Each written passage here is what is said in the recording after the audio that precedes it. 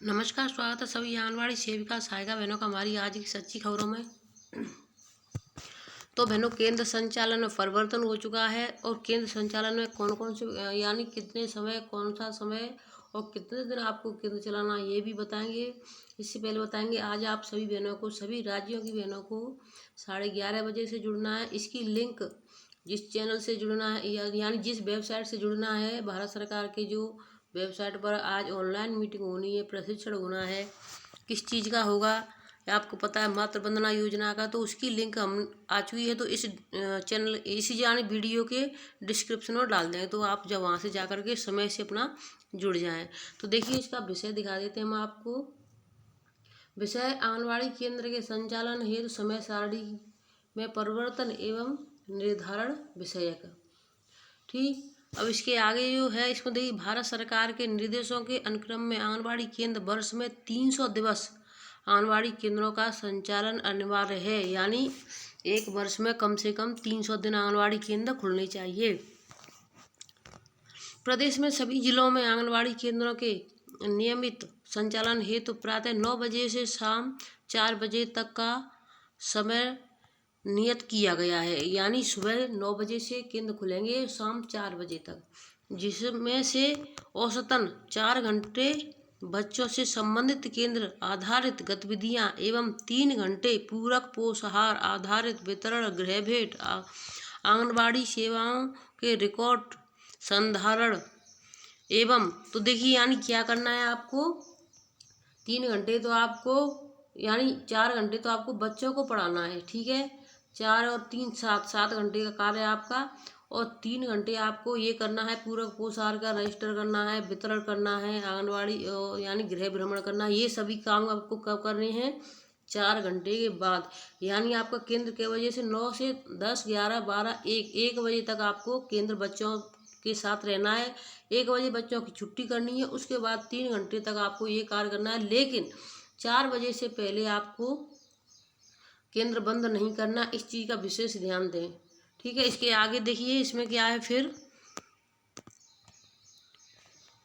अब इसकी देखिए एक और नई चीज़ है। तो देखिए, इसमें फिर आ जाता है अन्य विभागीय कार्य हेतु तो निर्धारित किया गया। उसके बाद है आंगनबाड़ी केंद्रों में दैनिक हितग्राही प्रमुख रूप में 3 से 6 वर्ष के आयु वर्ग के बच्चे होते हैं। इसके दृष्टिगत प्रदेश में विस्तृत क्षेत्रफल, पृथक पृथक भौगोलिक संचारण, संपादिक एवं आर्थिक परिस्थितियों के दृष्टिगत आंगनबाड़ी केंद्रों के संचालन हेतु समय निर्धारित करने का दायित्व जिला कलेक्टर को सौंपा गया है। यानी जिले का जो कलेक्टर होता है वो समय का यानी समय के निर्धारण में वो करेगा, सौंपा गया। स्थानीय परिस्थितियों एवं आवश्यक अनुसार आंगनबाड़ी केंद्रों के संचालन समय परिवर्तन संबंधी आदेश जिला स्तर से जारी जारी किया जाए। यानी अब अगर कोई समस्या है, जैसे कहीं पर ज़्यादा से ज़्यादा बारिश हो रही है या फिर कहीं कोई ज़्यादा समस्या है, तो उसका जिले स्तर से जारी कर सकते हैं समय के अनुसार, यानी समय में परिवर्तन कर सकते हैं। आंगनबाड़ी केंद्रों के संचालन समय में स्थानीय परिस्थितियों के अनुसार परिवर्तन किए जाने हेतु निम्नलिखित बिंदुओं को ध्यान में रखा जाए। यानी अगर जिले से किसी ने आदेश कर दिया, यानी कोई परिस्थिति है स्थानीय, उसमें तो अगर कर दिया तो उसके निम्नलिखित बिंदु हैं। वो बिंदु कौन कौन से, इनको आप देख रहे हैं। सबसे पहला है, वर्ष में 300 दिवस आंगनबाड़ी केंद्र संचालन के पश्चात शेष 65 दिवसों में, यानी केंद्र कितने दिन खुलने हैं, 300 दिन केंद्र खुलने हैं, और टोटल एक वर्ष में 365 दिन होते हैं। तो 65 दिवसों में से 52 आपको पता है रविवार हो जाते हैं।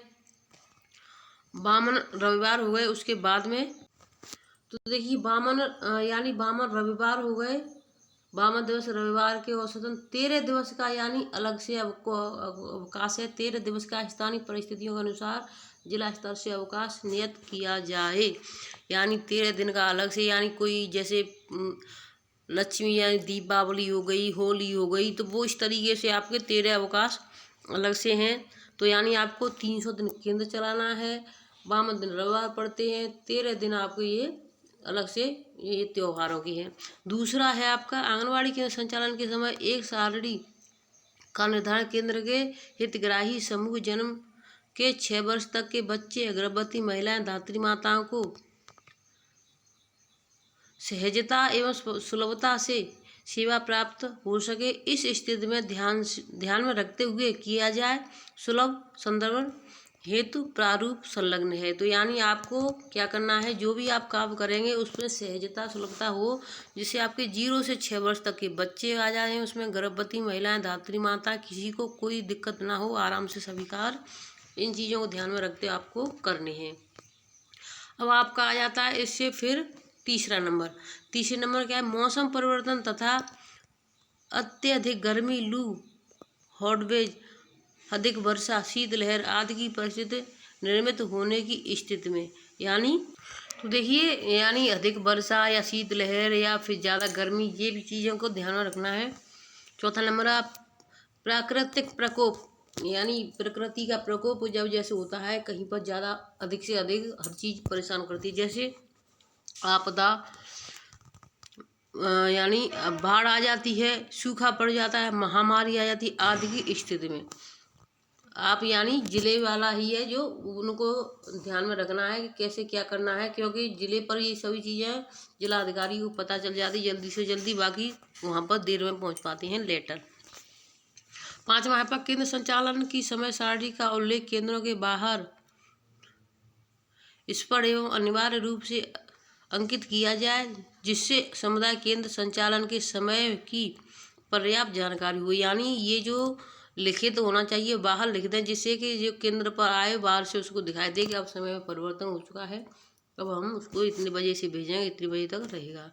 6वां नंबर, आवश्यकता अनुसार आंगनबाड़ी केंद्रों पर स्वास्थ्य विभाग के समन्वय से आवश्यक दवाइयाँ जैसे ORS पैकेट, जिंक आदि की उपलब्धता सुनिश्चित किया जाए। तो यानी आंगनबाड़ी केंद्रों पर इन चीज़ों को भी रखा जाए, ऐसा ना हो कि ये चीज़ें आंगनबाड़ी केंद्र पर ना मिले। अब इसमें आगे और आ जाता है, देखिए